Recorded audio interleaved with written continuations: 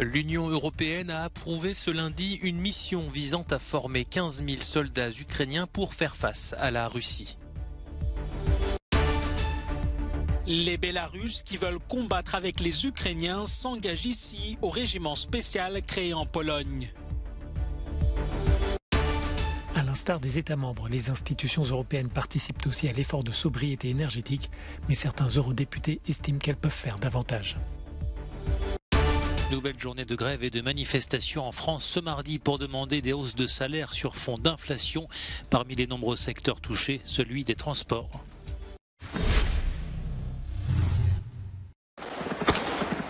La ville de Kiev est sous le choc ce lundi après avoir été frappée à plusieurs reprises par des drones dans la matinée.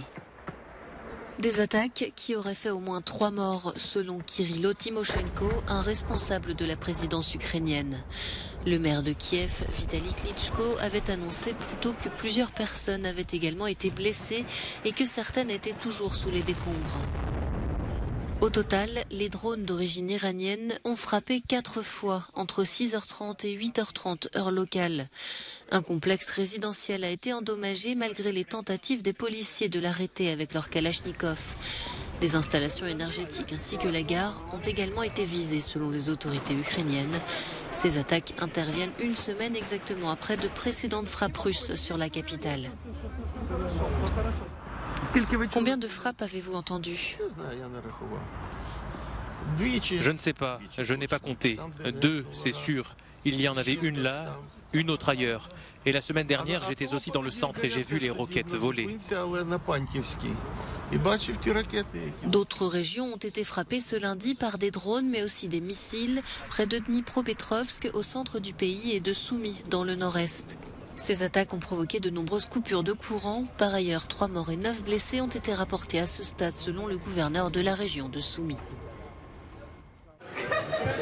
Les ministres des Affaires étrangères de l'Union européenne ont approuvé ce lundi l'une des missions les plus ambitieuses de soutien à Kiev, assurer la formation militaire de 15 000 soldats ukrainiens dans différents pays de l'UE. Une aide plus que jamais nécessaire, selon le chef de la diplomatie européenne, Josep Borrell. Les conséquences socio-économiques de la guerre se poursuivent et propagent des ondes de choc dans le monde entier.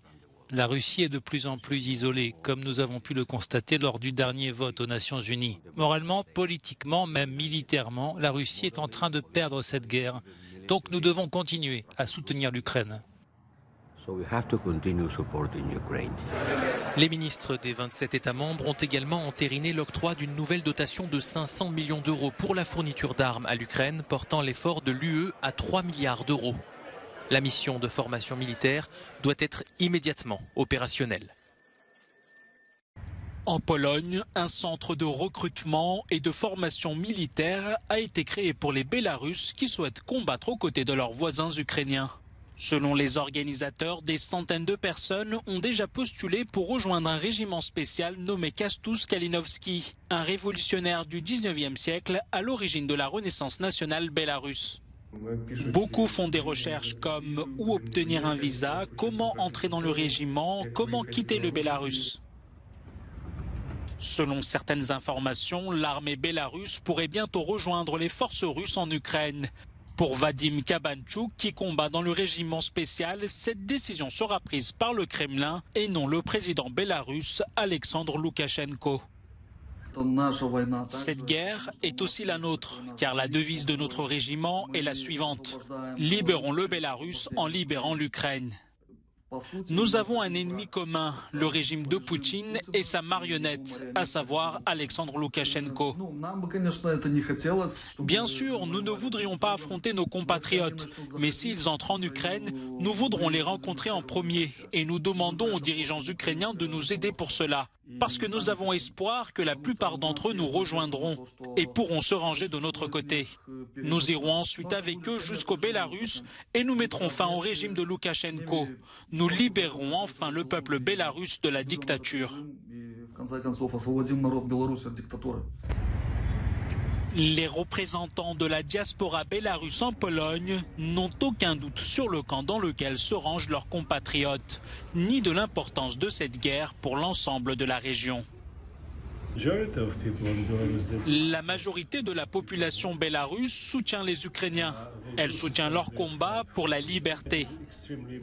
Il est extrêmement important pour nous de nous battre pour les Ukrainiens, car ils mènent ce combat, celui de la deuxième vague de libération de l'Europe. Et je pense que cette fois, nous ne pouvons tout simplement pas nous permettre de perdre. Pour aider la Russie, nous devons avoir une Europe libre, avec le Bélarus et l'Ukraine libres. La Pologne, qui accueille de nombreux dissidents originaires de pays de l'Est comme l'Ukraine, le Bélarus et la Russie, tente de multiplier les initiatives visant à lutter contre les régimes autoritaires. En pleine crise énergétique, les institutions européennes participent aussi à l'effort de sobriété. La Commission européenne a réduit de 2 degrés le chauffage ainsi que l'humidification de ses bureaux. Ces décisions font suite à une baisse de 20% de la consommation totale d'énergie pour la période 2015-2021. Le Parlement européen a réduit lui aussi le thermostat et la lumière dans ses bâtiments, déjà équipés de panneaux photovoltaïques, de pompes à chaleur et d'unités de cogénération pour produire 2 formes de ressources. L'hémicycle a renoncé à 14 projets de travaux de rénovation pour pouvoir payer ses factures énergétiques. Toutefois, la question de la consommation d'énergie au Parlement n'est pas réglée pour de nombreux eurodéputés. Dans la situation actuelle, je trouve totalement injustifié que le Parlement européen chauffe et éclaire 2 endroits et que nous continuions à nous déplacer entre les 2 sièges. Je pense que le temps de la crise énergétique, nous devrions rester ici, à Bruxelles. Selon les traités, Strasbourg est le siège du Parlement européen pour les sessions plénières, soit 12 fois par an. Les députés, qui mènent leurs travaux quotidiens à Bruxelles, se retrouvent cette semaine et pour la 2e fois en octobre dans la capitale alsacienne. La localisation de Strasbourg a des origines historiques, mais qui apparaissent dépassées aujourd'hui pour certains élus. Un rapport de la Cour des comptes européenne, publié il y a plusieurs années, estimait que maintenir des activités parlementaires à Bruxelles permettrait d'économiser 114 millions d'euros par an. Le document soulignait aussi que les déplacements à Strasbourg représentaient 19 000 tonnes de carbone supplémentaires. Je pense qu'en 2022, la relation entre l'Allemagne et la France est suffisamment forte pour se permettre un siège unique du Parlement européen. Le Parlement le souhaite, mais malheureusement, nous ne pouvons pas choisir. Ce sont les gouvernements, en particulier le gouvernement français, qui nous empêchent de prendre ces décisions. Si le Parlement pouvait décider de lui-même, je pense qu'il y aurait un siège unique ici, à Bruxelles. Dans une résolution adoptée en janvier 2020, le Parlement européen demandait aux États membres de s'entendre sur un siège unique pour l'hémicycle, mais sans préciser lequel. La France se prépare à vivre ce mardi une nouvelle journée de grève et de manifestation. Au cœur des revendications, des hausses de salaire face à une inflation galopante qui pèse sur le pouvoir d'achat. Dimanche déjà, plusieurs milliers de personnes ont participé à Paris à une marche contre la vie chère organisée par le leader de la France insoumise, Jean-Luc Mélenchon. À l'initiative de la CGT ou encore de Force ouvrière, le mouvement de grève doit toucher demain plusieurs secteurs professionnels, à commencer par la SNCF où de fortes perturbations sont attendues avec seulement un train sur 2 sur certaines lignes. Des perturbations également dans les transports en commun, notamment en région parisienne.